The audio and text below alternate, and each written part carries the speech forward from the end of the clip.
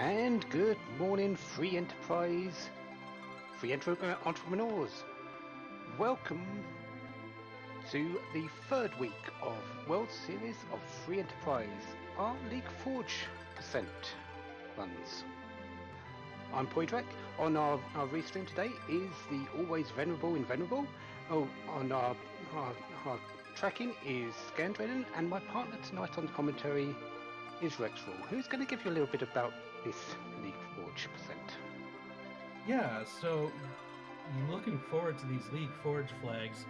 The last couple of weeks we've seen some giant percent, we've seen some apple seeds. Those have been pretty quick races. This one, we might go a little bit deeper into this because we need to find a whole lot in order to complete the game. We're going to need to find access to the underworld. We're going to have to find, so that's going to be either the hook or the magma key is going to be required. We're going to need a way to get to Zeramus. We need either the darkness crystal or the Pax. And we need to forge the crystals. That means we need both the adamant and the legend sword. So we've got a lot of things that we need to find. Looking forward to lots of different decisions. It looks like we got a telestart, so that's not a lot of offense to begin with. I can't wait to see how our runners do today. Yeah, he does have one of the most important spells in the game for the overworld, which is Exit, to get out of those dungeons pretty quickly. But no one really likes a telestart apart from that one thing. And with Yang as the second character, there's not a lot of damage coming out from these two. Absolutely. Yang is somebody who definitely needs level ups in order to get stronger. And they've been given the pan, which is great because it gives free key item checks, but they need something first, don't they? Well, they need a lot of things. Well, they sort of need to be able to get to the underground to actually do right. I mean, for that specifically, absolutely. So, in terms of League Forge, one of the main differences between this and what we've had in the past couple of weeks is the no free lunch flag. Before, in the last 2 weeks, we could find characters wherever they want, wherever they were in the vanilla game. In this, it's not quite that simple, is it? Right, so the free characters that you would get with just going to Mysidia, the Watery Pass, and Damsian and Mount Ordeals are no longer available. You have to actually do something in order to get there. Also turned off is the free key item in Toria where Edward sleeps. Yeah. Instead of that as a key item spot, instead you have to actually fight and defeat the Mist Dragon, and then pick up the key item from Rydia's mother, laying around in mist. So there's a lot of sort of fetch in that particular key item spot. Yeah, and that's something that's sometimes a big hang-up on the, because we've got as noted before, there's a lot of items that we need in order to complete the game. If one of those really important items happens to be behind that Mist Dragon, we could be on a hunt for a dragon. Yeah. And in terms of our runners today, we have Yimmo, Couch 23, Walmay, and Supremacy. We've got a couple of very experienced runners in Couch and Supremacy. Yimu has been around for a little bit, but is still fairly new to the randomizer, and Walmay apparently is his first race today, so he's jumping straight into the World Series of Free Enterprise. Yeah, excited to see how somebody new is going to be taking on this as well. Yeah. At the moment, it just looks like people going out to find their starting equipment and checking some of the more dense spots, Damsian, Baron, and Troya. It's really, they need equipment, but they also need to find these characters. Otherwise, this team is not going to cut it for quite a bit of this early game. Right, so they might be looking for those J items like Zeus Rages, Boreases that can deal damage to bosses earlier until they get a character or enough levels to make their characters better. Other things they might be looking for are ways to improve Yang's strength, be it Yang strength or agility, such as his cat claws or black belt gis, things like that, to make him a bit more in combat. Yeah, and it looks like Supremacy is going to go and try and find his first character, which is up Mount Hobbs, while Couch is heading into Antline, probably for first key item check. Yeah, it looks like all three of the other runners are heading over to Antline Cave. I think Antline is going to be a pretty common early for a lot of the runners. I mean, we've got another 40 or so runners racing off screen as well in this race, but I think especially given the telestart, being able to exit out of here is going to make Antline a lot more incentivized. Yeah, and Rydia is on Mount Hobbs with Asura. That seems fairly canon for being on the overworld. Okay. Right. But Asura isn't exactly a free boss with these characters because of the fact of being able to just heal off most of the damage. Right. The thing about Asura is it's definitely beatable in this spot because you can manipulate what face Asura shows you, and if you can manipulate it so she's only casting during the life 1 portion, then you can just wear her down. But her counter physicals are going to be a lot to take down Rydia, and it's going to be quite an endurance run in order to get through this. Yeah, indeed. And Dr. Luge is in Antline with all 3 of our other runners fighting it at the same time.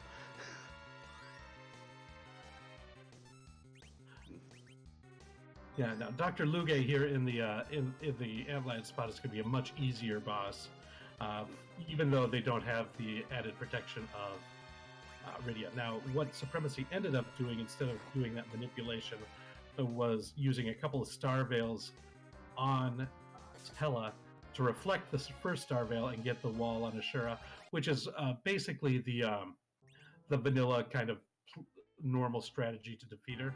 Even so, the time invested just seemed like too much for Supremacy. Yeah. The one thing about the one detriment to Dr. Luge being in this Antline spot is he's sort of looking for a little bit of experience for Young. However, Dr. Luge sort of eats up a lot of experience because his fight is split. Yeah. So, whenever it does become tough with these bosses where there's multiple bosses in some places, less in another, and how experience works out. Sometimes you do get shortchanged with fights like this. Not that Antline was worth a ton of experience to start with. No, but really every little helps for Young, especially at this early stage. It's going to be interesting to see how far they go. That Boreas, though, just taking out the second half, easy enough for Couch. And Tower Key.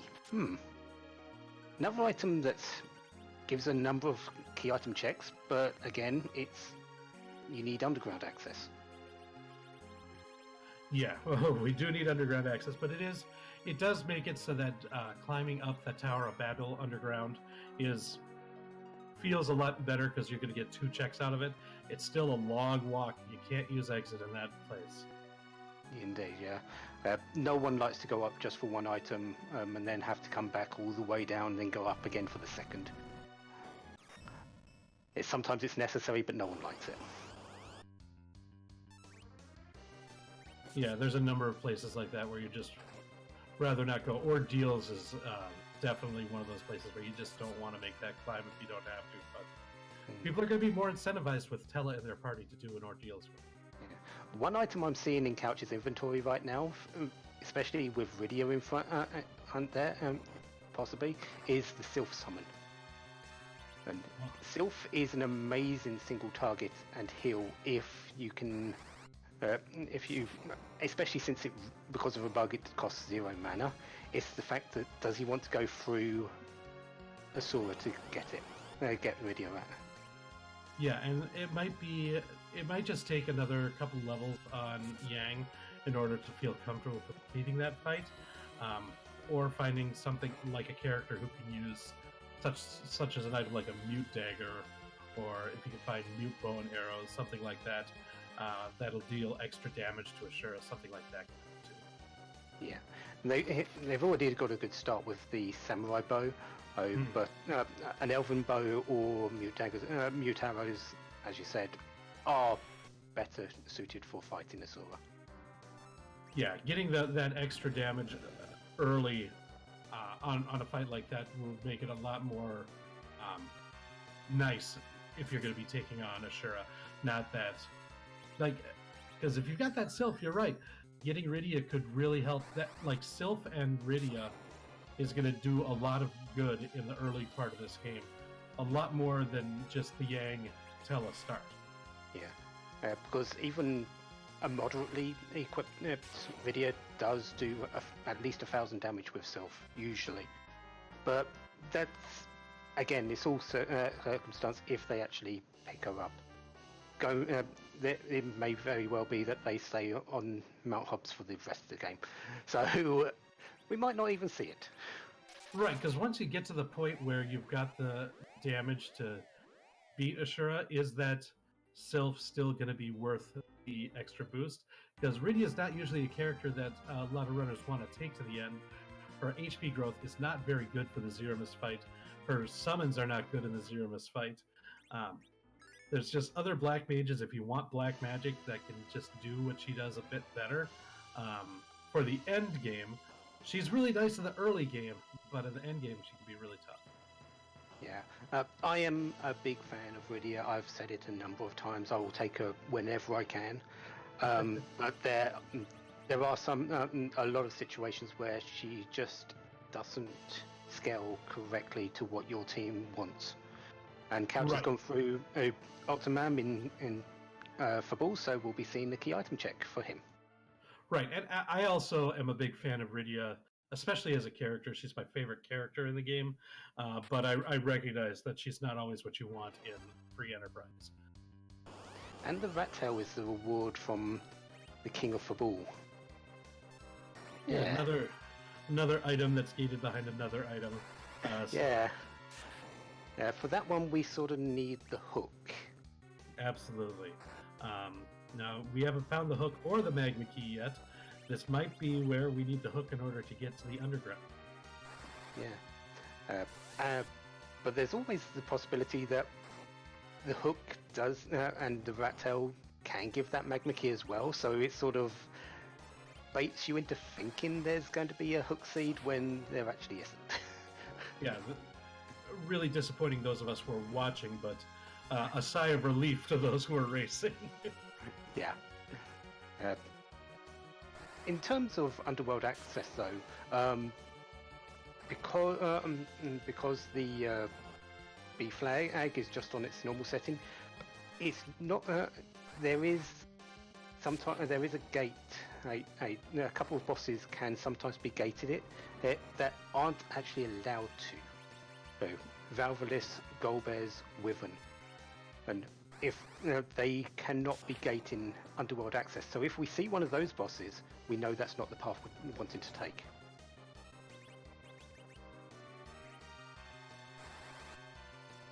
Right.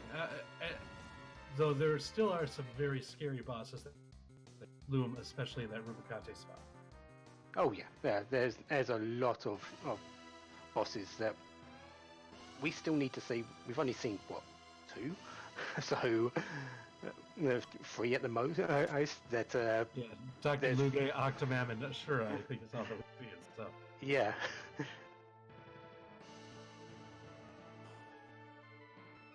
Our group seem to be covering the same sort of ground. I'm assuming it's just because there isn't really a whole lot to go on at the moment with just these 2 characters. Yeah, we've got pretty low offense, and we don't have, we don't have a magma key, and we don't have any of the items that unlock additional areas in the overworld, like the Baron key, like the Earth Crystal, like the Twin Harp. So there's only a few spots that are available. Looks like Couch might be heading towards the Baron Inn to be checking out, trying to get Cecil at his party here. Quite would give him a good bump in offense if he goes up ordeals because of having Teller as well, who benefits greatly from that. And there is an Excalibur in the key item pool because of Forged Crystals, so having him isn't a bad idea. Yeah, that Rubicon proves to be pretty difficult. Going to be changing up the party lineup. Where characters are in the party can affect your hit percentage, your speed. There's a lot kind of things that you might not realize at first in this game. Yeah. And this spot actually has fairly high magic because the Baron guards have high magic to hit their status effects. They only do physical attacks otherwise, but their status effect counters need that high magic to hit. Yeah, so this is actually, like, even though it's a pretty low HP spot, as we've said before, these two characters do not have very high offense. And so even though a lot of like mid-level offensive characters could probably one-shot Rubicon, neither Yang nor Tella are able to get there fast enough in order to defeat him. So we still don't even know who that second boss is. The second boss is generally not this strong with the magic, but can pack a decent physical punch. Yeah. The thing about the speed, though, is these two characters aren't known for their speed either. Teller, you tend to use him as a agility anchor most of the time, and Yang needs items to sort of bump up his stats. Yeah, and when you're trying to get that ice one in before Rubicon closes his cloak, that's a tough timing window in order to try to get into. So, really, people, it's sort of evident by our on stream, but I'm sure it's going to be blanket across the entire race. Is where are people going to break this deadlock? We've got Supremacy going up ordeals. Maybe he's hoping for something there. Yeah, we might see people return to Mount Hobbs to try to get Rydia as an extra character who can help out too. So there's a couple of options that people have at this point. But none of them are really ideal options that people want. Yeah, as far as we know, yeah. The other thing is you can check the vanilla D-Mist and Octoman spots on the hope that you find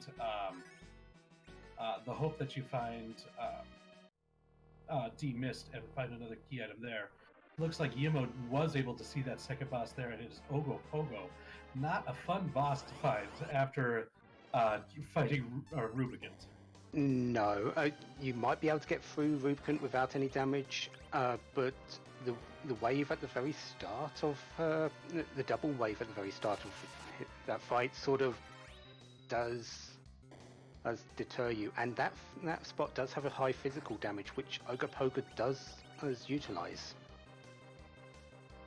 Yeah, it's slow, but it still hits hard.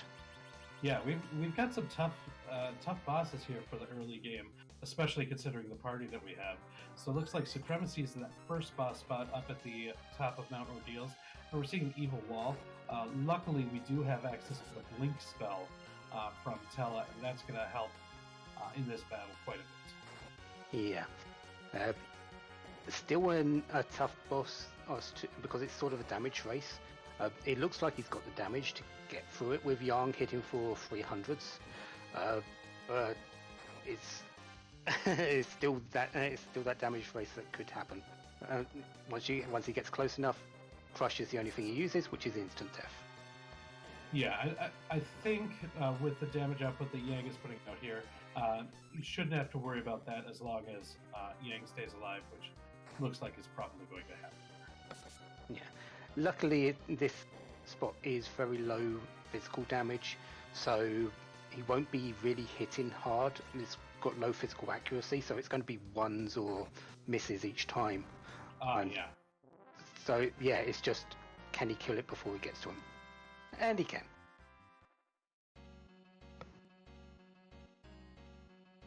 And it looks like Wami did go back up to Mount Hobbs, going to try again to get Rydia into the party. Yeah. I may have found a couple of things that help, so... Looks like this is going to try that double star mail strategy, yeah. Ooh, we got a backwards kick around the world. Oh! one of the interesting interactions. This is vanilla. This has not been added in any way to this randomizer. This is vanilla. What would happen if the karate or even Odin used their moves at this back attack spot? Oh, they literally run all the way across the world just to stab you in the back.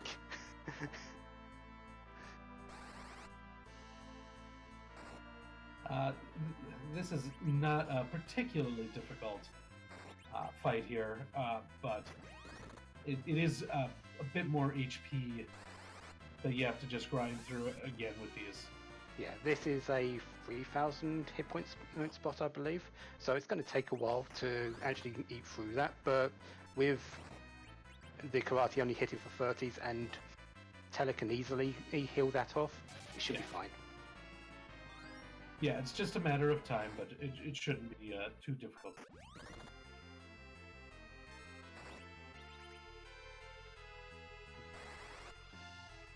And couches through his evil wall. Yimu is fighting alongside it, and Wolmei seems to be making a good impression on this Asura, although it looks like the wall has worn off, so he may be in a little bit of a sticky spot here.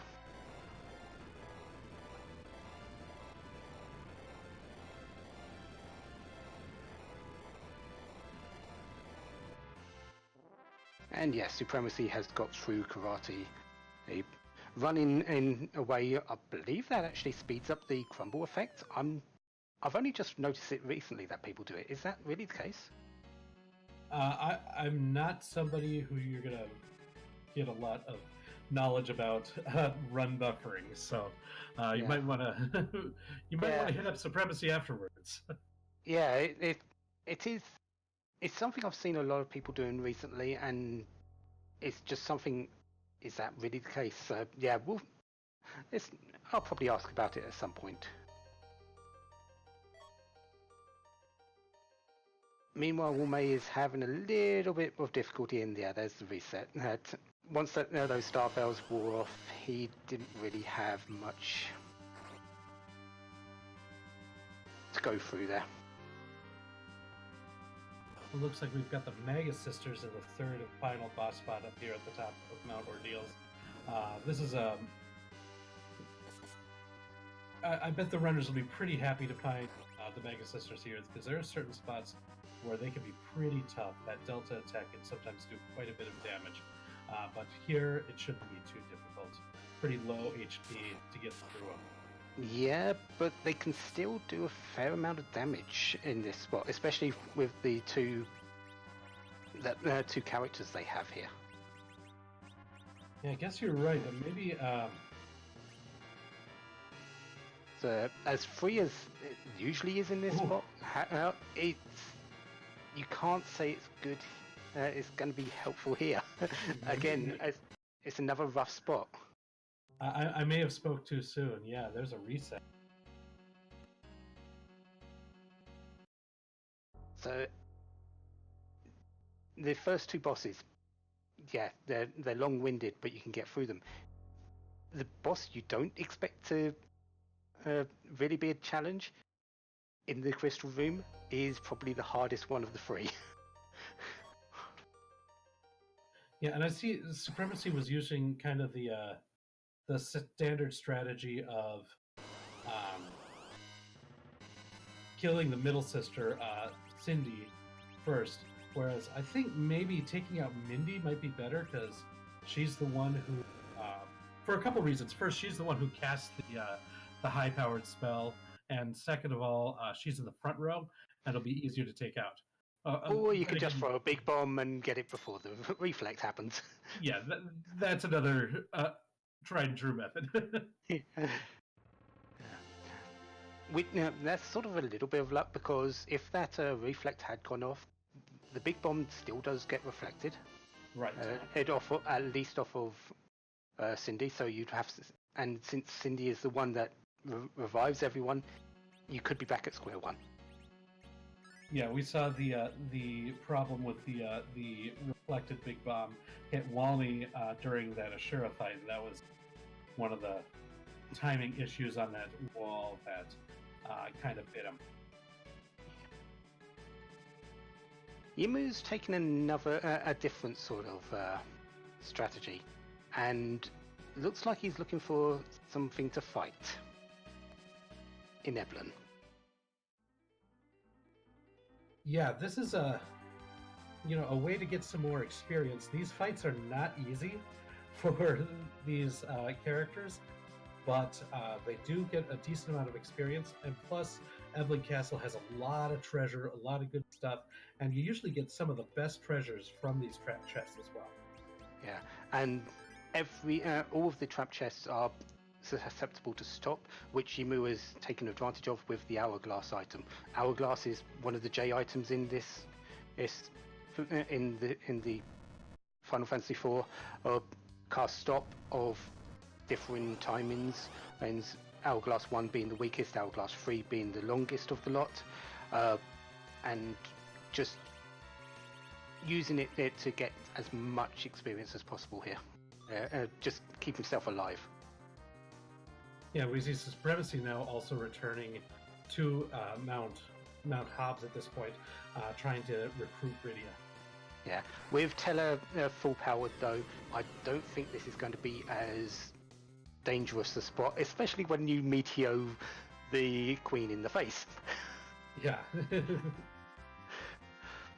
Supremacy must have had a drop lag around to power up the total MP. Yeah, I believe there was one found in Damsian, so yeah, just win the fight that way. Yep, that'll do. That'll definitely do. And if there's any seed that is actually useful for Meteor in this, it's this one. Having Teller as your main damage dealer. When do you say that? Yeah, exactly. Meteor is such a slow spell. The charge time on that is so long, but if you can keep the character alive, it pays off. It does a lot of damage.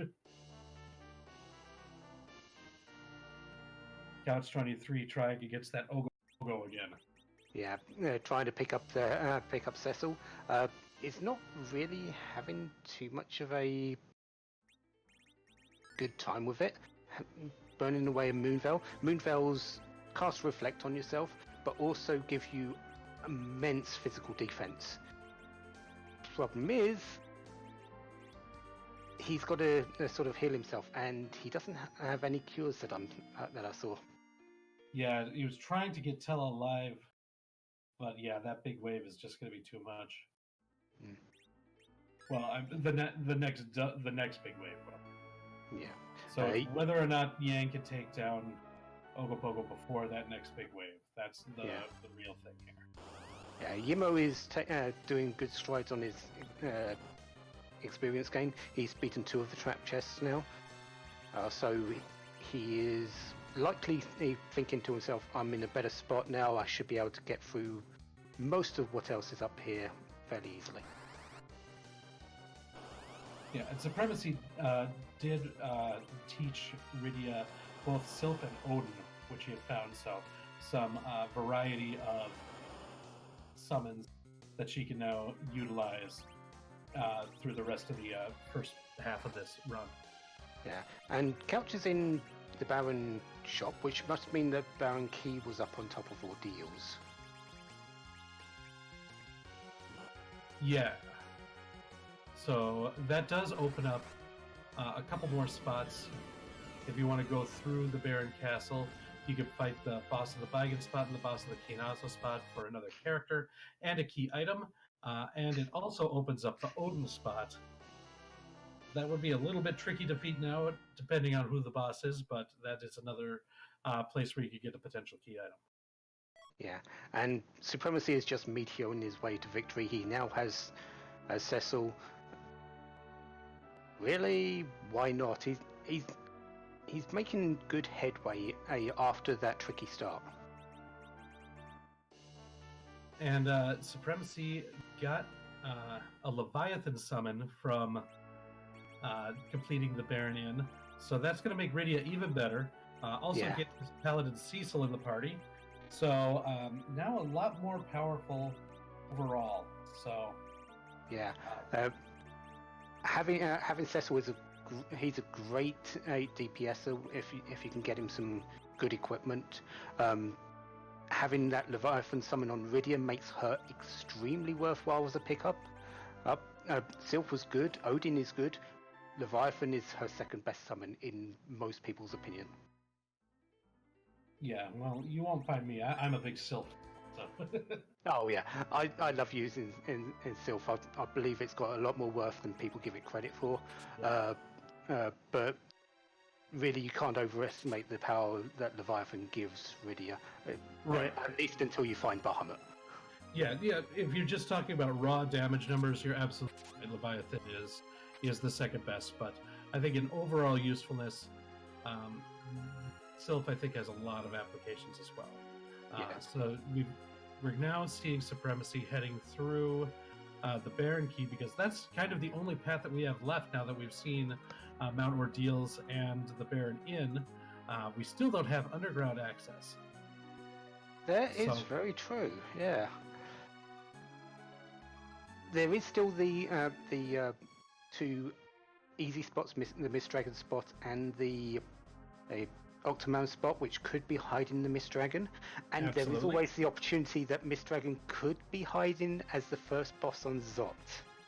Yeah, that is a very trolly spot for a Mist Dragon to hide, but that is a definite possibility. Yeah. So it plus there's also the possibility that this Baron Key could lead on a merry chase around the overworld, because there's still the Earth Crystal and the Twin Harp. We could be going in a very vanilla order here. That is a possibility. And looks like the first boss here in Baron is going to be the Baron Guards. They're susceptible to a number of status effects, including the stop from the hourglasses that Supremacy is employing here. And once they're stopped, they're basically harmless.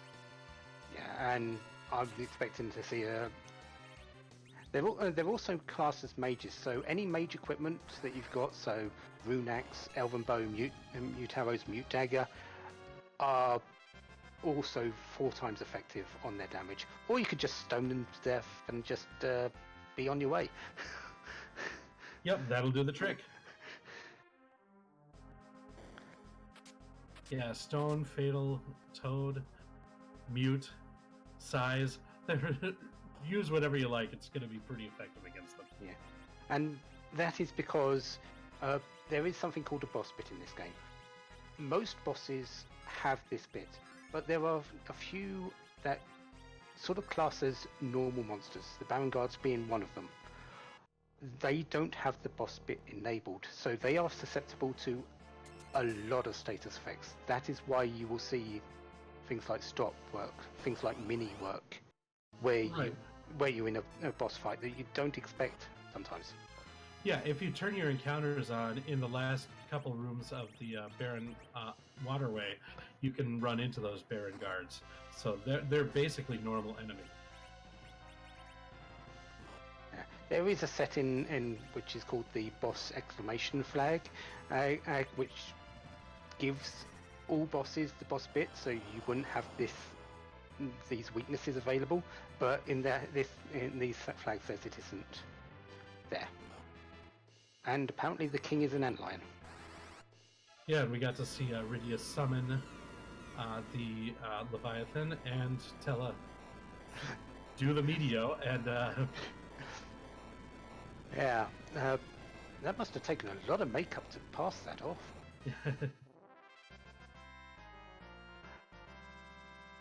So Supremacy is going to be getting a 5th character to his party, and we'll see what the key item is as well. To get the key item it does take a little bit of a long walk down the thing, but Porum, a white mage.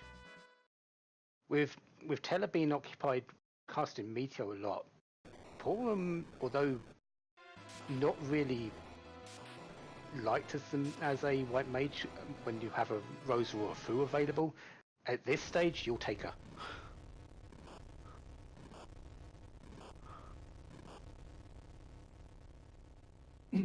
I'd really like it, especially. Ooh, excuse me.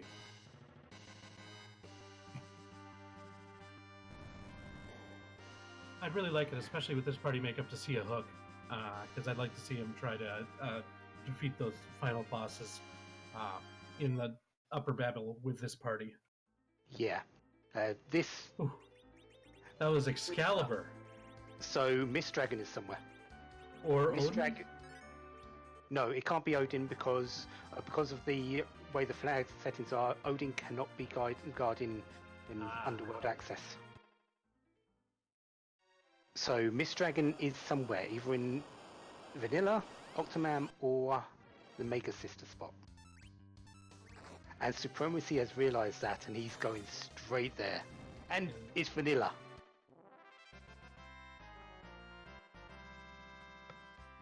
Well,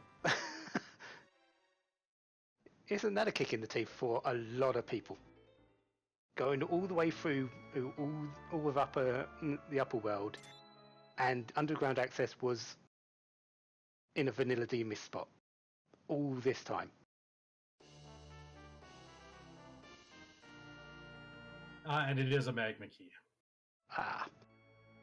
Unfortunate, but they've still got to get through a number of places to get any additional characters. So there are still a lot of root spots that they've got to fight through here. Oh, without a doubt. Without a doubt. But this does open it up so that they've got some choices on what to do now. Yeah. Opens up the use of this pan, which I think is going to be the first thing they go and do. So, find out what the free key items spots give you, and then make the decision on where they can go from there. Because the only other access they have is really Dwarf Castle, Tower, or Land of Summoned Monsters after that. I wonder if any of the runners of this race that we're seeing saw this kind of underpowered pair at the start and like, I just need a little bit of experience. Let me fight this first boss. Oh wait, suddenly I've got underground access? Like, that could have been a game changer. Oh yeah, definitely. There are a lot of people that do that play, just to pick up a little bit of experience. So, and even some halfway through check those spots because they happen to be in that area. So it might have just been happenstance as well. Sure, like if you're near Damsian, check the spot. If you're near Saluted, check the Mist Cave. Yeah.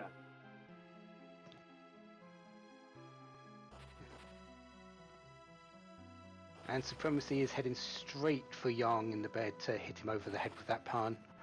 And probably make a quick trip down to Land of Summoned Monsters after to pick up the key item from the Vraktail chest and maybe check the bosses in there, which also are key item locations under these flag settings.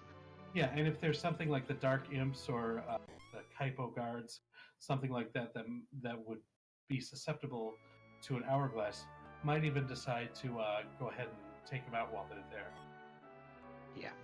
There are still quite a few free bosses, or quote-unquote free bosses, is still on the table. Well, there are quite a few rude ones still available. Yeah. So, yeah, there are some you don't want to see in those Land of Summoned Monster spots.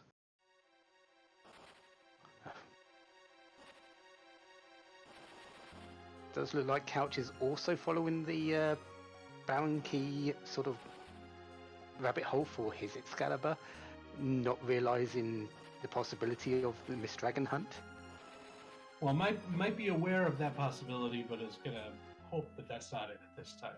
Although getting the Excalibur with Cecil in the party is pretty nice too. Yeah, and the item from the Sylphs was the Adamant, so half of Go Mode, or half of the crystal, is now found. Well, we found a pink tail in the in the rat tail vanilla chest. So now having both the rat and the pink tail, really looking for that hook in order to cash in both of those items. Yes, indeed. The pink tail in this does exactly as it did in the vanilla game, and it gives you an adamant armor. The best armor in the game gives you 15 to every stat, resistance to every single status effect, and element. Yeah, it's quite good. Yeah. And that was Bygone in Asura and a lunar boss which wasn't checked in the Leviathan spot. Yeah, I can't blame Supremacy for not checking that lunar boss right now. Yeah. It's probably going to be a party wipe. Yeah. Bygone in the Asura spot is dangerous. That is a very tough fight. That's not the sort of place where you want to see Bygone, without a doubt. Yeah, because the Asura spot is quite fast and hits extremely hard with physicals. And both of the hands on Bygone use those physical attacks. And I believe the body does too. But yeah, very fast, very strong. If you have a bunch of moon veils, it could be okay, but... Yeah. Supremacy has found the Mother Lode in Tomra, Sirens, Coffins, and Bacchus Wines. Yeah, very good stuff for sale there. Yeah. Everything you want for leveling up in a physical-oriented team. Yeah, that might be why Tomra is my favorite town in the game. As main games, the Coffins cast cast Fatal on an enemy. So basically, it's an instant kill if they are susceptible. It's usually used in conjunction with Sirens facing yellow dragons or the eggs that they hatch from, to get easy experience. Yeah, it also can be used on some bosses, such as the Baron Guards that we saw earlier. Stardust Rod and the Darkness Crystal from Sheila. So very nice weapon for Iridia, especially with the Leviathan Summon and Sylph Summon available, and Moon Access. Yeah, so that's a couple good things about the Crystal. I mean, it's a very good item overall in this flag set, because it does give you access to Zeramis, which is something that you do need. It's not the preferred access, but it does get you there. It gets you a character on the moon, so whoever's the least liked party member will be ditched at that point. And then there's also, because we've got the KM fights, all the lunar bosses will have potential for a key item. Could have that legend sword. Yeah. Right now, though, unless you find a Fusoya, maybe the Edge, or possibly Palom, and maybe Rosa, I don't see them changing out for, say, Edward or Sid or anyone like that. There's still people they might want, but they might be happy with this team. The characters available, since we've got an Excalibur, Young is only going to get more stronger. We've got a Stardust Rod and summons for Iridia. Teller's good in his own ways, and we've got a White Mage. Yeah, I'm not sure. We'll see.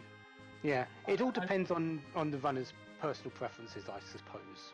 I think, especially since this does not have the AA flag, if you've got Cecil, then you don't have a good agility anchor Tella. I just don't really like the idea of bringing him to the end of this flag. I don't think he does a whole lot. Yeah. If the AA flag was on, then he would definitely have an additional use. Yeah. Looks like Supremacy has climbed the lower Tower of Babel, since he does have that. Since he does have that tower key, wants to check both of those before heading to the moon. Finds the Dark Imp at the top of the tower. I think the more thing he's a little he saw there that he's a little maybe disappointed about was that King and Queen Eblin are at the Rubicante spot. So that's a free boss off the table. Yeah, that's going to be a sad thing for the runners to see, or at least Supremacy. Who knows how soon any of the other runners will decide to route the Tower of Babel in their race. Yeah. Couch did peek the Odin spot and saw a Mom Bomb, so it's a doable fight, but not anything that they would want people would want to do immediately. Yeah, again, pretty decent physicals, pretty decent speed in that Odin spot. Gonna be tough to fight at this time. Yeah.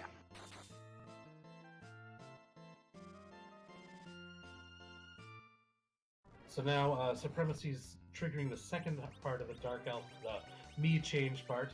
And this is one of those interesting places when you talked about that boss bit earlier. Once the transformation into the Dark Dragon comes, he is now susceptible to status effects like stop.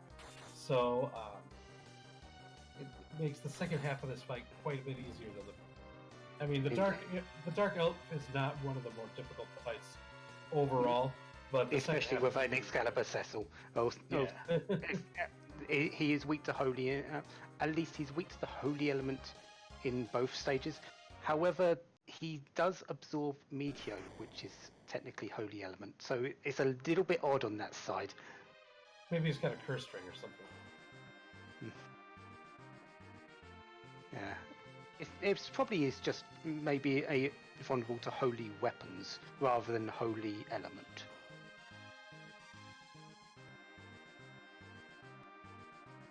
While he's still having some struggles on that Ogopogo fight in the Baron Inn. But not giving up yet, giving it another try.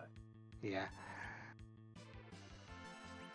Yimu's heading into Baron to go and get his Excalibur, and then finding out he's got to go and do his chase. Couch is sort of now on the underground and is going to do his underground checks. Find his adamant, and probably he goes straight to Sheila or Land of Summon Monsters again.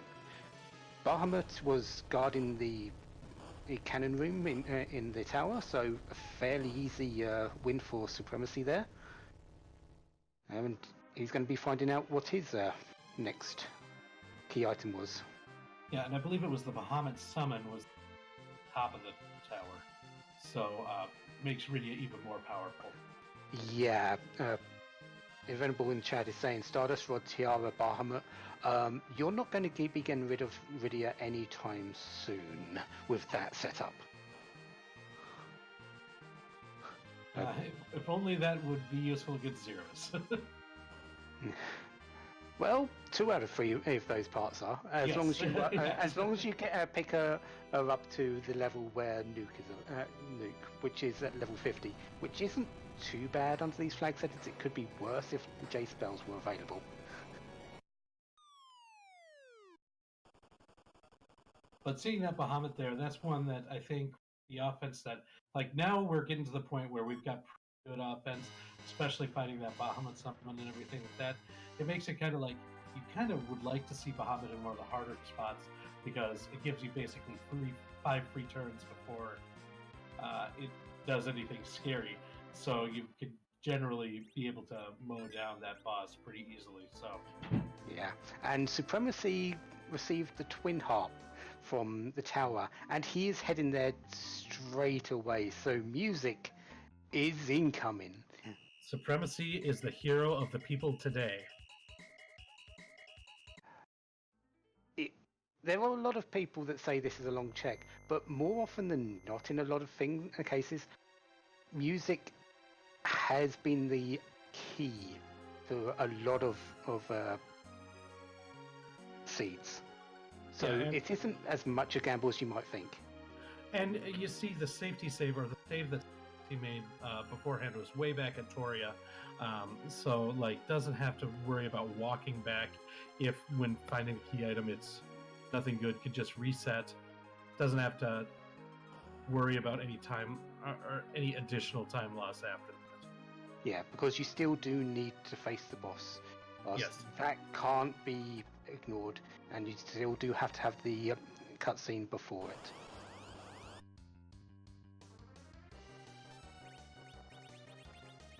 Couch is scrambling a few eggs, likely using in some of those coffins that got picked up, or he could just be washing it away. Yimu is going to get his Excalibur now, and Wolmay is heading to Baron. Looks like he's given up on Cecil for the moment and just heading to pick the item, pick up the Baron Castle part. Yeah, once done with there, might have the levels needed in order to do that Baron in. But now it's time to listen to the sounds of DJ Spoony Beat.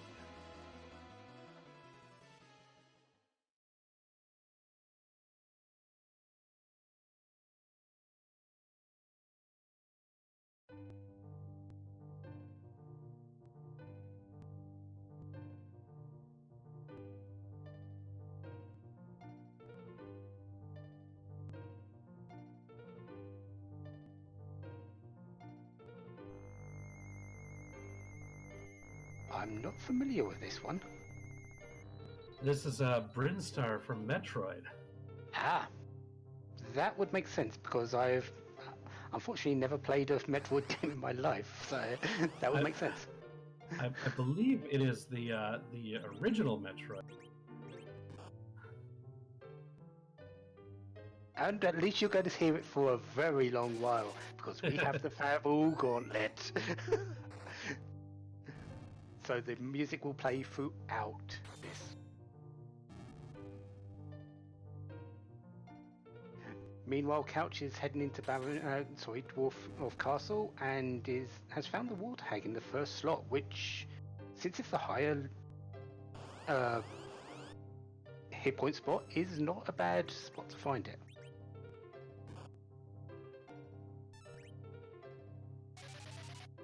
Yeah, the Water Hag, just like in the vanilla game, can be defeated by just hitting it 3 times.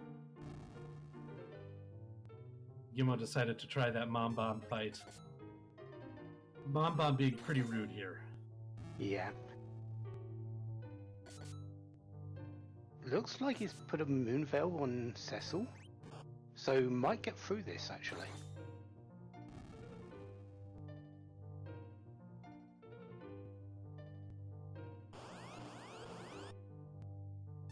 Doesn't stop the explosions, so there could be that danger. And there's a Rosa as the Dwarf Castle character. So instant swap out for Porum there.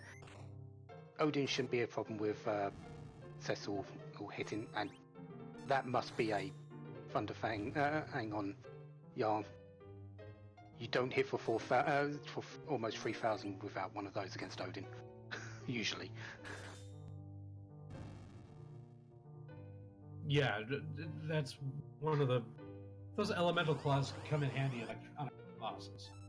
Yeah, especially the Thunder Claws, because for some strange reason, about 40% of the bosses in Final Fantasy IV are weak to Thunder. Yeah, that's the one that you'd like to find the most, without a doubt. It's probably not as high as 40%, but sometimes it feels that way. Well, and if you're doing trap chests, it's really nice to have a Thunderclaw when going through Lower Tower of Babel. You can often one-shot those alerts, so... And Wolmay has got through Baron Castle, so going to go and pick up his Excalibur, and is probably going to say, I really need that Cecil now, don't I? Yeah, probably. But luckily, getting a little bit more experience here, hopefully that won't be as much of a challenge anymore. Yeah. Yimu seems to be making headway into this fight, and here comes the explosion, so gonna see if there's an issue there. And Couch did find the pass at the castle. Very useful item, shortcut on the way to Zeramis. Rather than walking through the lunar subterranean, you can just head through the pub in Toria to get straight to Zeramis. Yeah. And since he hasn't found the darkness crystal, I'm not sure. I thought he went to Sheila to pick that up, but maybe he hasn't gone there yet. I think it's just doing other underground stuff. Heading there. That's possible, yeah. Supremacy just finding a defense sword at music. Sorry. Thank you for giving us the wonderful Metroid Brinstar music. I love me some original Metroid, but I guess it just wasn't meant to be today.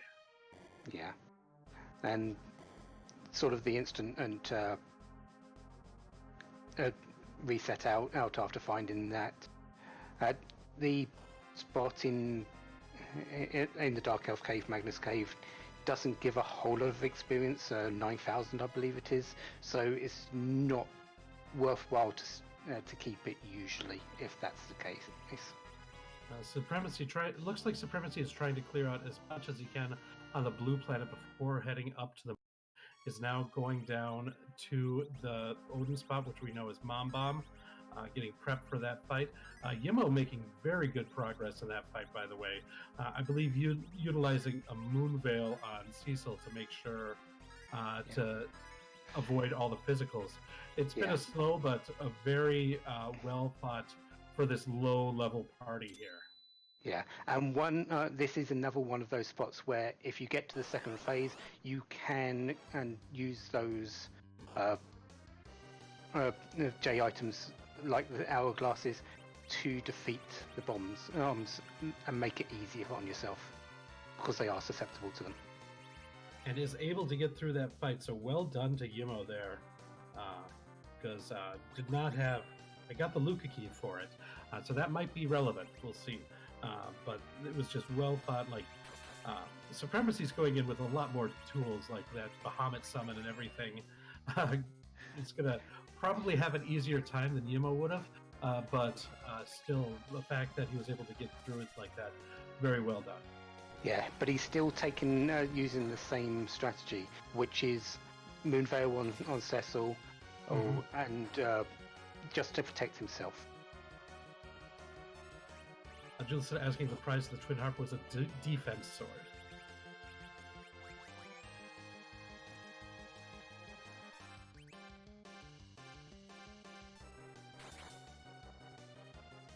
So yeah, it looks like Couch is going to grind a few more eggs here. Yeah. Walmay is unfortunately taking another wipe to Ogopogo. Yeah, that's been the nemesis for Walmay this season so far. I wonder if he's going to go on the demist hunt now, because this is the only spot that isn't. Yeah, that's all that. Done. Yeah, that's all that he's got left, other than hunting for a demist. So looks like he's going to try it again. Yeah, it really comes down to the fact that does he realise it? Yeah, because of his inexperience. Does he realise that the mist is out there waiting in the wings to give him his underground access? Yeah, that could be a tricky one.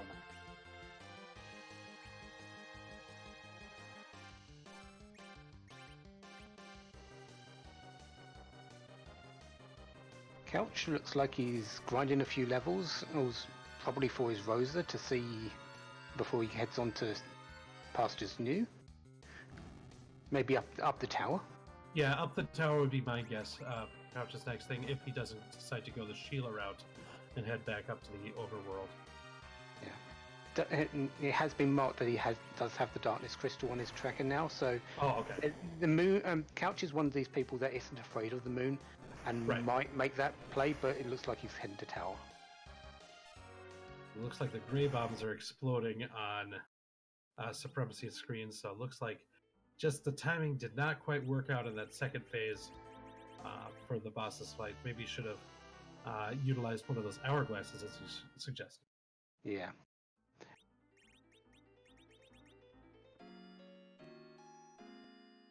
Yeah, and Walmy using the self-summon against maybe not aware that that's going to always make the Ogopogo counter with that blaze attack.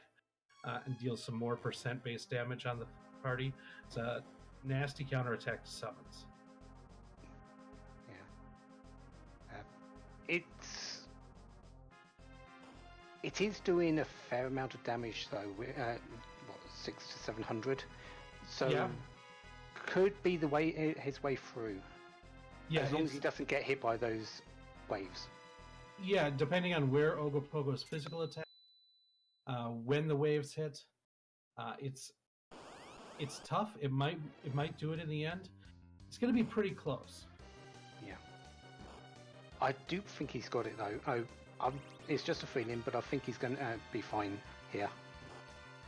Yeah, because I believe he's only on the second wave, so there we go. So well done to Will May, utilising the tools he had to get through a very difficult spot. Absolutely, that was definitely not an easy fight. And as we've been champion in, there's the power of Sylph, really. Hey, giving you that heal just to keep you going. Hey, I love me some Sylph. I make. I'm not hiding that in the least. And his reward is a paladin in Cecil with an Excalibur. You and of course the Leviathan, and it's not anything to say I did the bad thing here.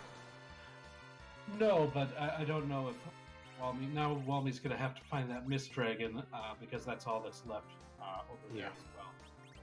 Yeah, it might be tweaking in his mind that now that is the case, but we'll see. It's really a case of, does he know what he's doing nowadays? Now, really. Right, because the first time, like, this is, as we said at the top of the race, his first race, but it's clear, like, you can see some of the strategies that he's employing. It's not his first time playing 300. So how many practice seeds has he run? How often has he seen a seed? Has he ever come across a seed where there has to be a Mist Dragon hunt? It looks like he's flying over the overworld, trying to remember places that he's gone. I think he might not be familiar with the Mist Dragon hunt, because that's at the point that we're at right now. It looks like he's just checking all the places. Yeah.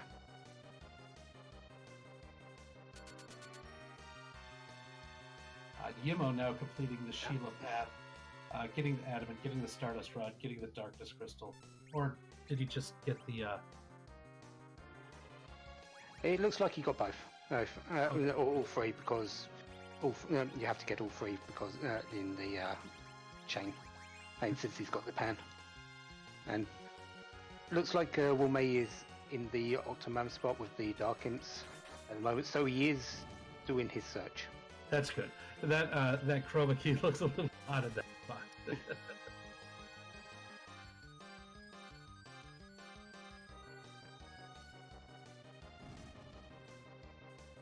Couch is done with his tower, is on his way down, and going to be rewarded with his Twin Harp, and has already picked up his Bahamut summon. Well, this time fighting the bombs, Supremacy utilizing the stone spell to take a bunch of them out at once. So Supremacy now will get that Luca key.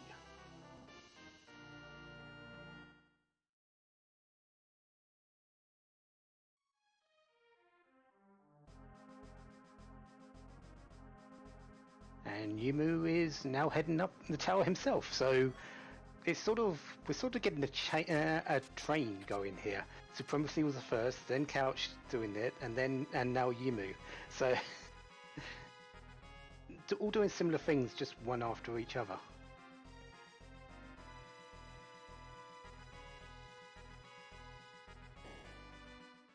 And here we go. Walmy's going to the right place now.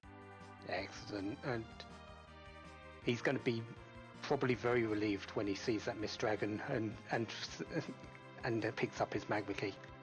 Say, oh, this isn't a dead seed. Yeah, exactly.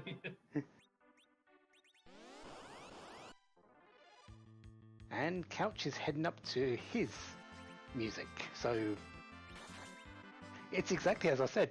They are just following along each other. right now. Nobody's decided to make that jump to the moon yet, so that's interesting. Yeah. I wouldn't be surprised if it's Supremacy's next play. To be perfectly honest, I don't believe there's anything else he can do except the Land of Summer Monster bosses. And the sealed cave, which looks like where he's going to. Haven't gotten that Luca key from the Odin spot. Yeah. So it looks like he's going to check that. I find it odd that the runners who have access to the Darkness Crystal are avoiding it almost religiously here. That's what if I'm running, I often will totally avoid the Darkness Crystal until I'm ready to full clear the moon. But I think at this point, I think there's when people, depending on what people have already, since we have access to, we've already seen the adamant. We're just looking for that one last piece. We're just looking for that legend sword in order to get go mode. So that means like it could be anywhere. And if you want to make that gamble, like, am I going to be the first person to try searching in this sealed cave for that spot? It could pay off because the sealed cave is not a very popular place. So I think people might be gambling more, whereas like the higher percentage play might be to go to the booth where there's all those bosses, lots of different places. So it's tough when you've got a big race like this. Sometimes you got to make those gambles. Yeah, I don't believe Supremacy has done Dwarf Castle. I don't think he's got Rosa, so there is that option for him as well. So he might go there before anything else. Sure.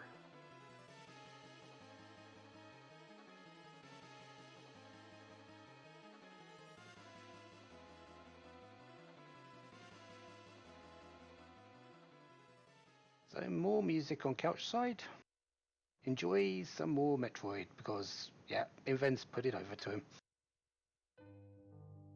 Ooh, Supremacy found the hook at the sealed cave. That's a really interesting pickup too. We do have a rat tail. We do have a pink tail. I think this is one where we've got to actually complete this boss fight here. Yeah. Because of that rat tail, this is not something he would want to avoid. He's got to take it out with him, which means luckily it is not going to be a difficult one. Yeah, this could have been so much worse. This is another one of those bosses which is susceptible to status elements, or so hourglasses. He's using a coffin on the officer at the very back, which confuses all the soldiers at the front, and he's even utilising the life glitch on it to give a little bit more experience.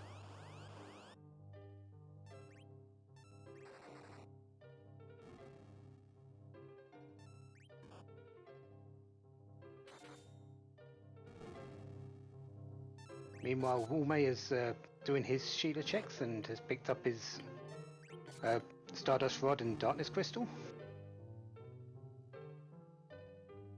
Has he picked up the Darkness Crystal? Because the adamant isn't marked on his tracker. Oh. I would assume it had been, but... Yeah, I'm not sure if Emo has gone... No, he must have gone down at least... There might just be a mix-up there, because he did go to Sheila, which means he had to have gone to Yang. And so, unless he just didn't hit Yang with his pan, which we've had since the beginning... Might have been lost in the inventory, maybe. I have looked at that inventory and not found what I wanted when it's right in front of my face, so... yeah, and I just saw in Yemo's inventory, he does have the Darkness Crystal, so... Yeah, okay, so he does have the adamant as well. He does have the adamant, yeah. Because you can't get one without the other. Yeah, I know our tracker scanned it and did have to step away for a moment, and so that might be where this took place. So hopefully we'll get that fixed once we get Scandred back.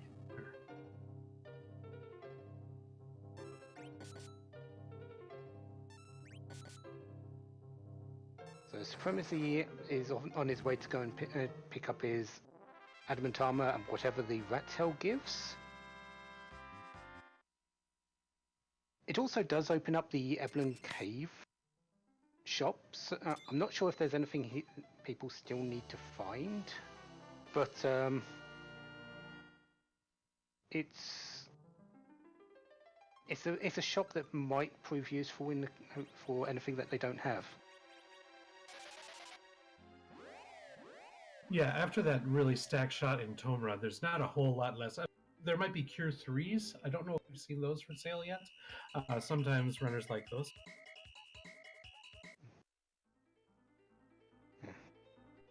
Yimu's going straight down into the sealed cave and hasn't gone up the tower, just making a low percentage pay, picking up this hook, and we're just about to find out from Supremacy if it pays off for him. Oh, I'd say that paid off. Oh yes, we have go mode. Now, worth noting, Supremacy does not have the pass. So, he's going to have to make the longer walk unless he decides to go. I believe it was Castle that had the pass? Dwarf Castle it was, yes. Yeah, so could either go to the Dwarf Castle and pick up the pass. And this is going to really depend on whether or not it's a character. And it does look like, well, it looks like he's just going to forge the crystal, so... Yeah, I wouldn't expect him to go into Dwarf now. It's too long of a fight. He's likely going to forge and then go then go. I tend to agree, but that would be the thing. Like if he's really unsatisfied with the party makeup and wants to check a character, he could go Dwarf. Little does he know right now that would be the short Zeramus as well. So, yeah. It would also give Rosa, but there is a little bit of it's just the time. Does he want to take the time? Although with Warthag being there and Odin was the second Odin the second boss, it's not hard. And found ribbons for sale in Kokol's shop there too. A very nice item, very good magic defense for the Zeramus fight if you can afford them. Yeah, that tells me as well. Forget about anything else. You've got some decent defense here for your white mage, even if she is a little bit lower on hit points. Right, with it being Purim, just go. Yep, and heading straight to Mysidia, going to be unlocking. And there will be one more character on the you haven't seen yet. So Supremacy could still ditch one of the characters. We'll see if he decides to make that play. Because I believe Supremacy still has Tella in the party, right? He does, yes. So Tella might be ditched at this point. We'll see. Yeah, it all really depends on who is up there, I feel. Absolutely. If it's Edward, probably keep Tella. Yeah. And he still does have levels to gain. And so most characters will be viable. Edward or Sid are the only two that I can see won't be taken as a definite. Yeah, and depending on how Supremacy rates the character, still a possibility as well. Because we're going to be getting, I assume that Supremacy bought those sirens, so we'll be able to fight a few of the King Ryu fights for tons of experience and getting a lot of bonus experience for both the 10 items and being behind in levels. You get a bonus for that as well. So we sometimes refer to that as slingshotting a level character. And as you can probably see, our trackers have been updated, and May does have the Adamant and the Darkness Crystal, so is doing a bit of grinding probably for whatever he chooses to do next. And it is Edward as the character on the movie. There is the chance that he might keep, just for agility anchoring purposes. Well, there's no. Well, there's no agility anchoring with Cecil in the party. Well, you say that, but there are calculations even with Cecil that can sort of change the outcome of the enemy's agility. It's if you know them or not.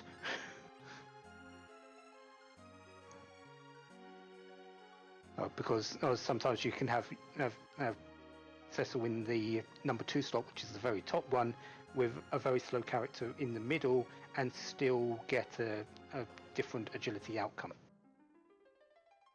than if it was Cecil in the middle. It's all part of the abundance of mechanics that have come to light since the randomizer went into play. So much has been found out, and there's still a lot being discovered. Yeah, this game is programmed weird. Oh yeah. Just put it that way. Yeah. There is so much in this game that you would not believe even if you saw it.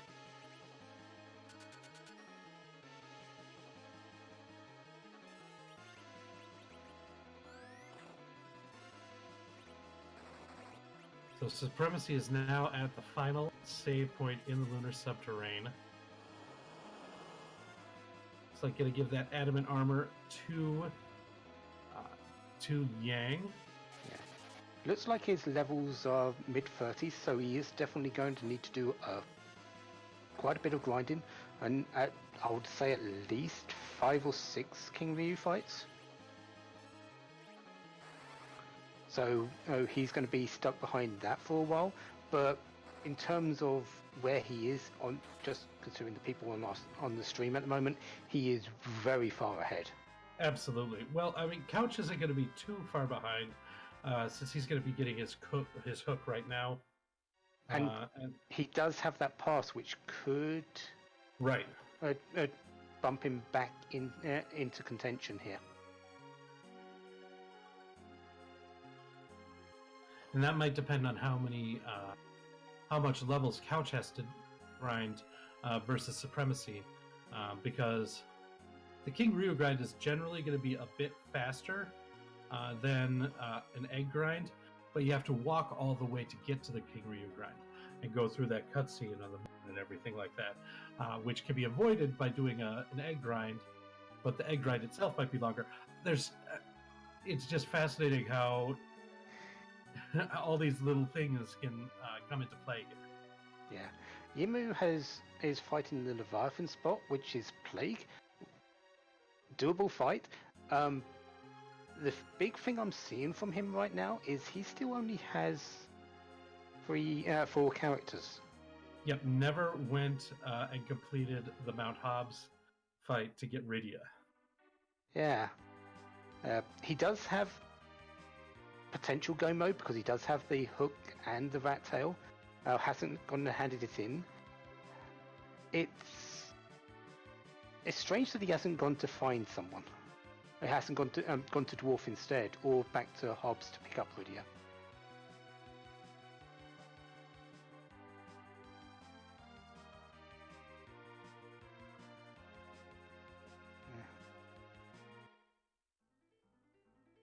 Looks like Couch cashing in those tails.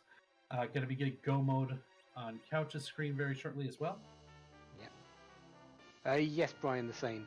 This is Forge the Crystal, so you need the Adamant and the Legend Sword. You go to Coco's shop in the Underworld. He will forge you the crystal instead of what you would usually get as an Excalibur. And that is your way to defeating Zeromus.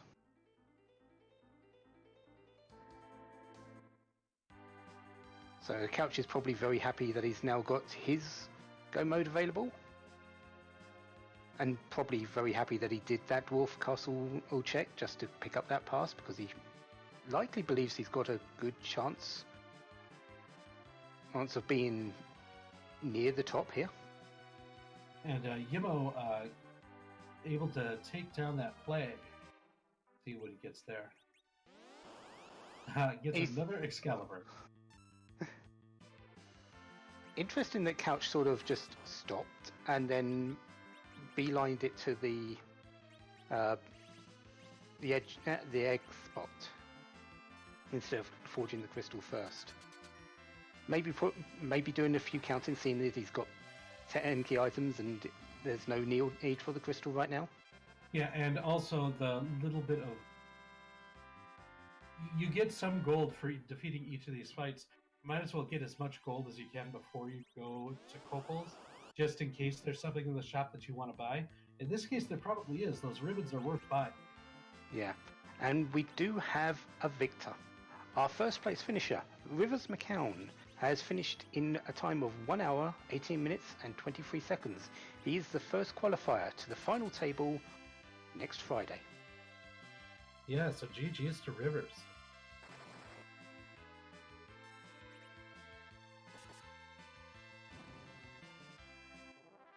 This is an interesting run because we have about 40 people or so racing tonight.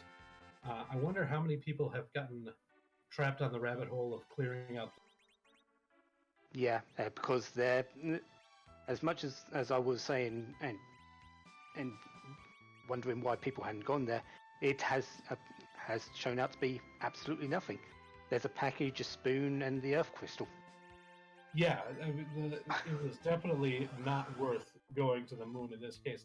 But the fact that you were able to have access to that darkness crystal almost as soon as you had access to the underworld makes it so that moon play could be very tempting. Yeah.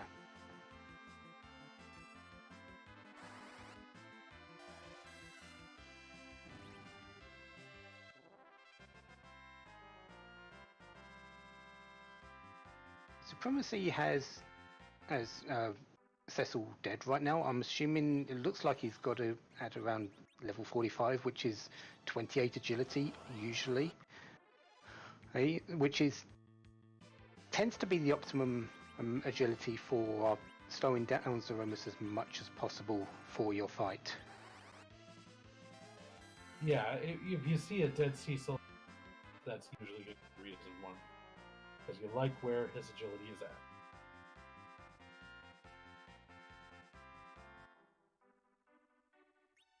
Walmay's heading into Dwarf, seeing the blue cape, hoping it's not a gauntlet, which it isn't, and going to pick up his pass. Meanwhile, Yimu's still is curious. It's something we're going to probably have to ask why he's doing these bosses instead of heading for characters or character spots. Well, I guess it's one of these things where it's like, if you feel like you can handle it, might as well handle it, right? Yeah. And to his credit, he's doing pretty good at these fights. Yeah, indeed. Right. Meanwhile, Supremacy is going. He is done with his grind. Rydia probably knows Nuke by this point. Cecil is at a good agility spot with an Excalibur. Young is going to do a bunch of damage. I think he's just going to say, let's fight. And so, as we're approaching the final battle, we have to ask, whose butt are we going to kick today? There are so many. Over something like 400 or so now. Now, it could be any one of them. They're all amazing. I believe there's over 50,000 total battle sprites. Yeah. Who is Sculler and Natara, who was our roller of this amazing sea today, going to grace us with tonight? Or today?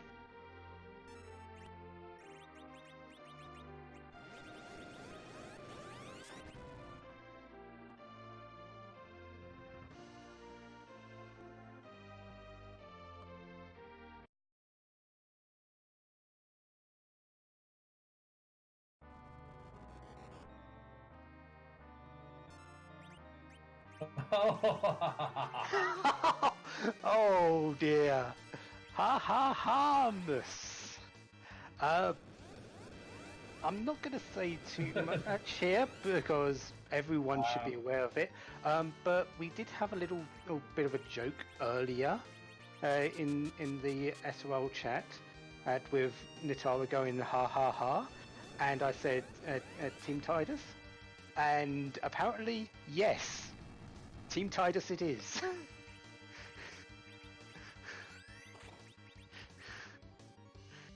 Now that is a boss. And one that people, most people, don't mind hitting in the face.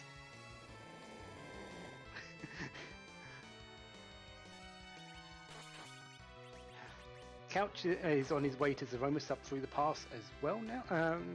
Through the pass room now. He looks like he's ready. Is Cecil is at level 41, which is usually a little lower than the threshold. So interesting that he's deciding that this is the time.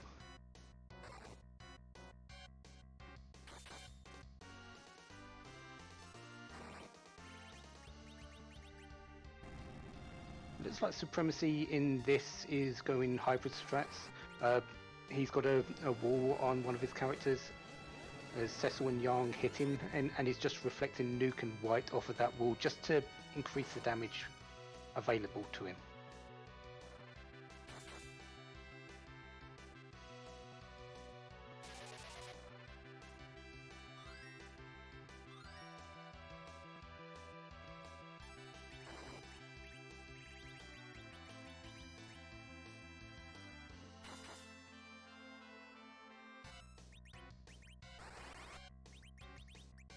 Meanwhile, Walmay is heading off to pick up some Metroid music of his own. Yimu is just finishing up in the Dwarf Castle. And Couch is going to go and probably look Tidus in the face and go, ha ha ha yourself, and then promptly fire some something in the face at him. Yeah, and Couch fighting at a bit of a lower level than Supremacy is. Does have Rosa in the party instead of Forum, so a little bit higher HP of the White Mage, but considerably lower, especially on Tella. Yeah, unfortunately, Supremacy has just whited out his own Cecil. Black Hole went off before, or White, so the Star Veil had gone. Oof, that is. And now he's down to Yang only. I think this could possibly be a reset somewhere. We'll see. That Black Hole went up, so he's going to be able to use life pots here.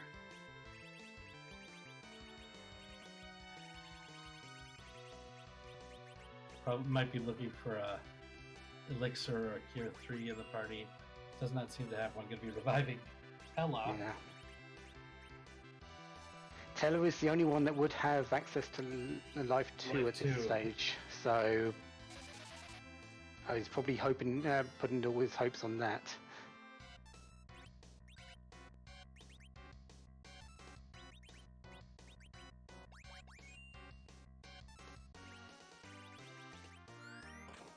Looks like you wanted that Cure 4 to get Yang, who has the Adamant armor, back up to full power to be able to do some damage to Zeromus here.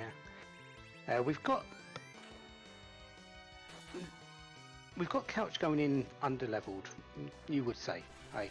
And we've got Supremacy who's having a tough time on this fight. This is sort of what can happen and in these sorts of situations. You're going in with a suboptimal team. Zeromus is not easy. Never has been. Hey, we've got a lot of ways that can make it easier, but it's not an easy fight, is it? No, absolutely not a cakewalk. But we do have a Meteo phase for Supremacy, so that's great. Might be able to eke it out with this Adamant. Speaking of eking it out, there's the flash. So he has finished And he is our second place finisher in a time of 1 hour, 28 minutes and 7 seconds. He is on his way to this final table next Friday. GG to him, and hopefully we'll be speaking to him in person very soon.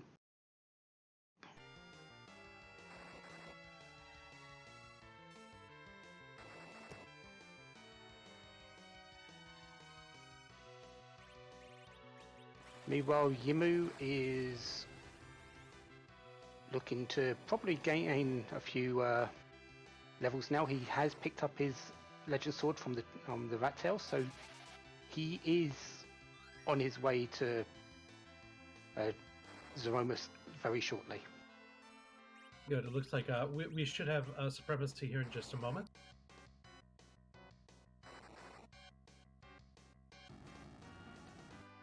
Couch is now down to Rosa and Yang, which seems bad on just a visual standpoint, but it is not as bad as it looks. No, Rosa with Life 2 getting Cecil back up could probably finish it with just these two.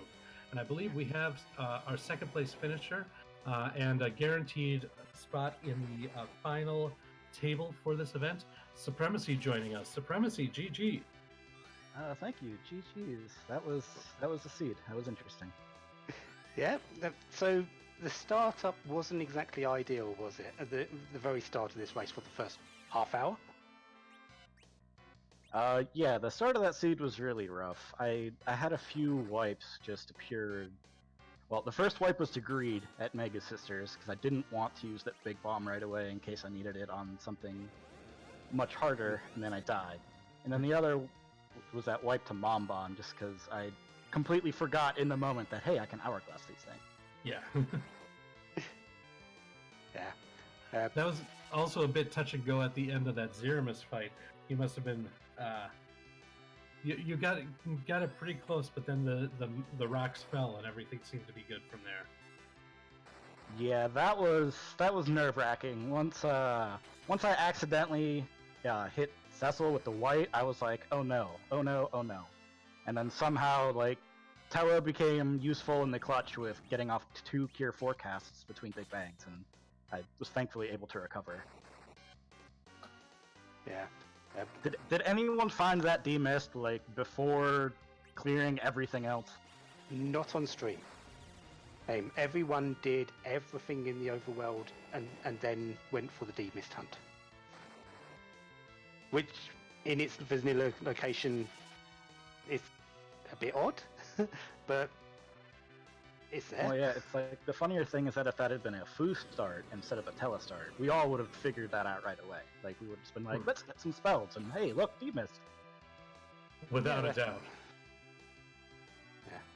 So we have had our actual top 6, which is really the cutoff point for final table standings. So we have Dusty Griff finishing in 3rd with 1 hour 29.53, Rinit in 4th with 1 hour 30.59, Simbu in 5th with 1 hour 31.14, and as we've seen on screen, Couch has finished in 6th place with 1 hour 31 and 25 seconds. And we'll get Couch in here for an interview in a few moments as well. Yeah. So you decided to roll with Tella, and instead of making the choice to change to Edward, were you concerned about your party at all? No, not really. I mean, Adamant Armor and Excal I knew were going to do enough work. Sure. When I was grinding and saw Rivers finish, it was a little nerve-wracking, because then I was like, oh crap. I thought I had taken the biggest gamble in the history of gambles with that Luca key, and was like way in the front after falling behind. Then I saw Rivers finish and was just like, oh crap. Now I see like everybody else is finished. I'm like, I was not as ahead as I thought I was. No. And looks like we also have Couch 23 in here. Indeed. Couch, how do you feel about this? I'm all right. It's a weird seat. It was a weird seat. It was very not very giving at the very start with the characters, was it? Oh yeah, definitely. Now, one thing, I think the biggest difference between Couch and Supremacy, who have here was that Couch decided to make the play to go to Dwarf Castle, got picked up Rosa and the pass, whereas Supremacy was working Orem and walking down to Lunar Subterrane. So, will you talk me through why you decided to make that decision, Couch? I just kind of took a shot at it, was hoping that, a good character would be there, because I wasn't a big fan of the party at the current moment, but Rosa changed it all. Yeah, Rosa is definitely one that I know a lot of runners really prefer to have in the party if possible. Yeah. So, apart from being really rude, is there anything really that stood out to you in this race, Supremacy? No. Nothing really. Just felt like another seed. Okay, so yeah, really, there's not much to say. Apart from GG, sixth place finish, it puts you on the threshold, you could say, for these seeds. Do you feel confident in your time being good enough for this, or do you feel you need to come back and try again? No, I'm confident that my time will not be good enough, and this is the only one. This is the only one I'm going to do. If I happen, I'm probably going to do more of other ones, but I'm not a big fan of these flag sets. That's fair enough. No, everyone has their own favourites in this wide array of seeds, so that's fair enough. Yeah. But I definitely want to thank you for joining us. Thank you for letting us watch your race tonight. It's much appreciated. Always good to watch you for this. Of course. Thank you for having me. Well done, and GG. All right. Thank you. All right. So, Yimu is now in his ha-ha-hamas, probably looking at it and going, yay, after that seed. And Walmay is fighting the bosses in Lunar Fey March. And it's Yimo never, still to this point, has not picked up Rydia. So rolling with 2 white mages in this final fight. So it's just really interesting when you see the small choices making the differences. Like our 3 or Supremacy, Couch, and now Yimo, who's in the fight, all having different party makeups just slightly. Yeah.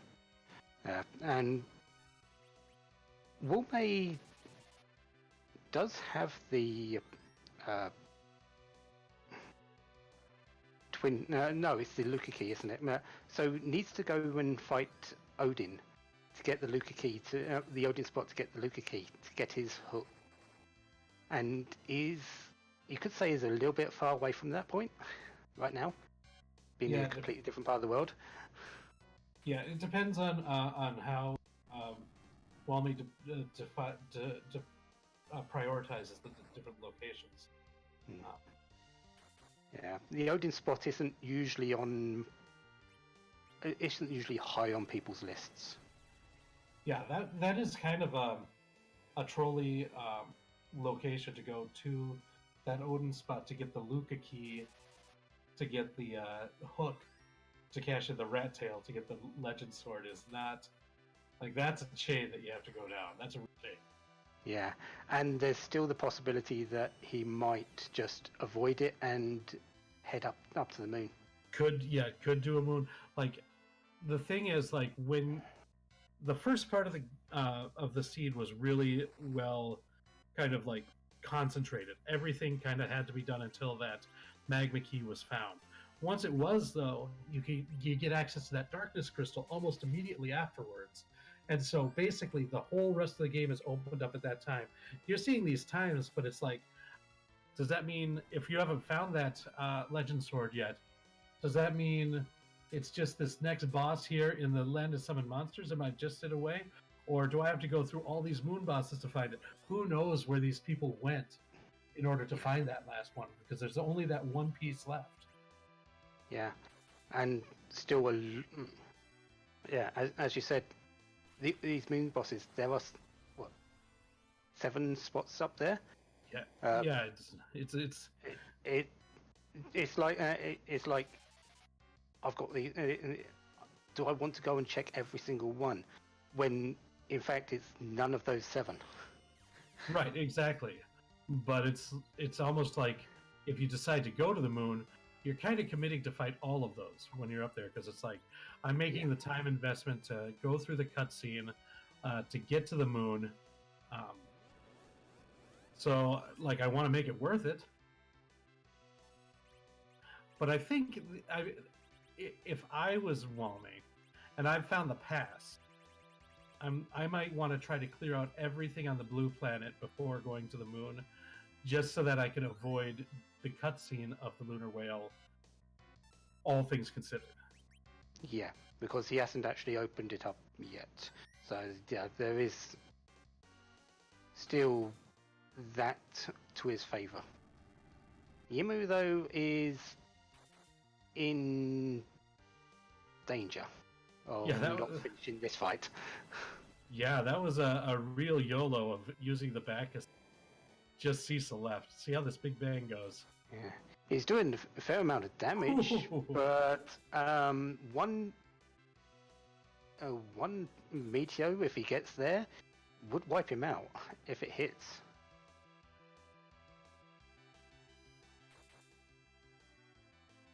It missed. Oh.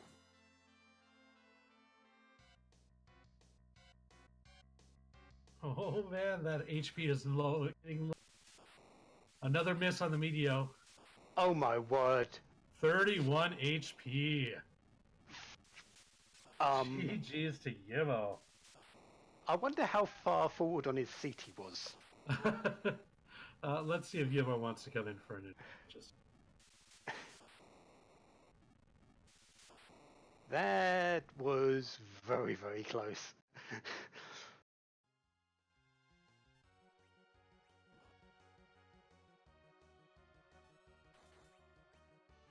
So Walmay's on his bygone fight right now, looking to sort of hope that he's rewarded in the end from this.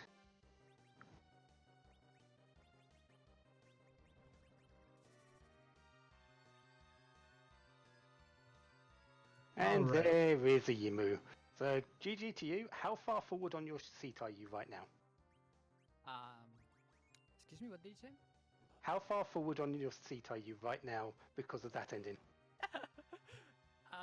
Yeah, that was pretty lucky. Not gonna lie.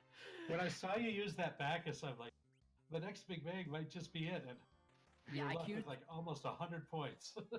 I knew I was gonna have like one more Big Bang, so I queued 2, praying that I would like not die. And then it was just gonna come down to like dodge meteors. I thought I was just only gonna get 1 meteor, but I got 2. But yeah, sure, super lucky. And that was, did Cecil have your adamant armor? Yeah, he did. That's like, Ceramus was super fast. That was kind of like the issue. Yeah, but Cecil was doing a lot of damage. Like, I could have put adamant on somebody else for the agility. I didn't really check if it made a difference. But there's a lot of damage. So that's the trade-off you get though. Cecil is extremely powerful with that Excalibur, but being the base of your agility, that can sort of be the double-edged sword, can't it? I would have been so sad if I died on stream. But you didn't. Yeah, instead, what 31 HP left as that HP sap is going down. It's like it was real nerve-wracking, but really exciting to see at the end. So, what did you think about this seed overall? Wow, the D missed. Yeah. Was that the most standout part to it for you? Yeah. I mean, the beginning was rough. I didn't really play too well, but I had to went to Eblon to grind, so it was like really rough early game. But yeah, the knowing that you could have just checked for the demist and just get the magma key and be done with all the like ordeals or like the Baronian. Yeah, without a doubt, you could have gotten almost all of, like, almost pretty much right away with just that demist fight. Yeah, I don't really know where I got the rat tail. I didn't mark it on my tracker. I didn't even know. It gave you the legend sword, which I was missing. Rat tail. I must have gotten yeah. zero. We Yeah. got it early. I didn't mark believe it it was for down. ball or something like that. Yeah, probably. Yeah. Like when I got the pink tail, I was thinking of getting the adamant armor, and when I actually went to trade it in, I saw I had the rat tail. Yeah. So you were, if it's any consolation, and you weren't the only one that sort of had to do that demist hunt at the end of clearing everything on the overworld. But your play to go into Eblin Castle to just do a bit of grinding, and was it because of the characters you had there, only having Teller and Young, you just wanted those levels to see to make it easier on yourself? Yeah, I was like didn't really know what to do exactly. I didn't find like good items until I went to Eblon. Well, I mismanaged some items. Like maybe I threw a Bacchus on like Fabul to Tella by mistake. Ooh. Maybe with the Bacchus I could have like Bacchus jank on the wall fight maybe. But yeah, like on Eblon I found like vampire and like got levels for jank, which is important. Yeah, the other interesting thing was you never went back to Mount Hobbs to fight the Ashura to get Rydia, which Rydia was a character that a lot of people used throughout most of this run. So I saw Asura, and at the moment I didn't have Star Bills, so I was like, I really cannot fight this. And when I saw the Star Bills, I thought about it. So are you planning on running in any of the other qualifiers this weekend? Oh yeah, like tonight, and hopefully tomorrow. All right. Well, you just need to get like maybe lucky, play well on one of those, and maybe you top. Yeah. In the end, it all comes down to how you do personally in these seeds. It's you might have had a bad one on this time. I don't think you did because you played it very well. That you not marking the rat tail down actually makes sense why you did a few extra bosses that we weren't expecting in the Land of Summer Monsters. So that makes it a whole lot more sense to us now. Yeah. But getting 12th in this with the time you got in 139 or 140 basically is not a bad time for this flag set. You should be very proud and take it in and continue on for the rest of the qualifiers. Yeah, it's a good time with considering the early game and like there's like so many good players, like literally anyone could top. Yeah, there was a lot of good players running today. That was definitely true. Yeah, obviously we saw like top ones already close enough to qualifying or qualified enough. Yeah, it's so much fun. Yeah, it's so exciting.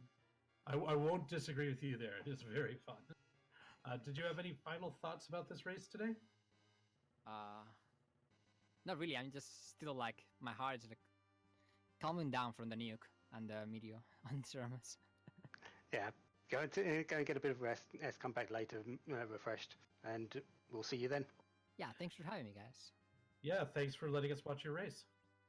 GG's. So, do you want to finish it out? Or... Yeah. So, first of all, I just want to give for our four runners today, Yimo, Couch 23, Supremacy, and Walme 583. And Walme is, we're actually going to raid Walme's channel so we can wish him luck finishing out this race. Also want to give shout outs to our restreamer Invenerable, our tracker Scandrinen today for making this race possible. Everybody at the Free Enterprise channel and everybody doing the work for the World Series of Free Enterprise. This has been a very fun event, a very fun time to be in this community for Free Enterprise. And then, Poydrak, any final thoughts from you? All I can say is this is only the first of our qualifiers for the weekend. We do have another one tonight at 5 o'clock Eastern, I believe it is. And so if anyone wants to join up, feel free to. It's going to be a wonderful time. I'm going to be racing myself.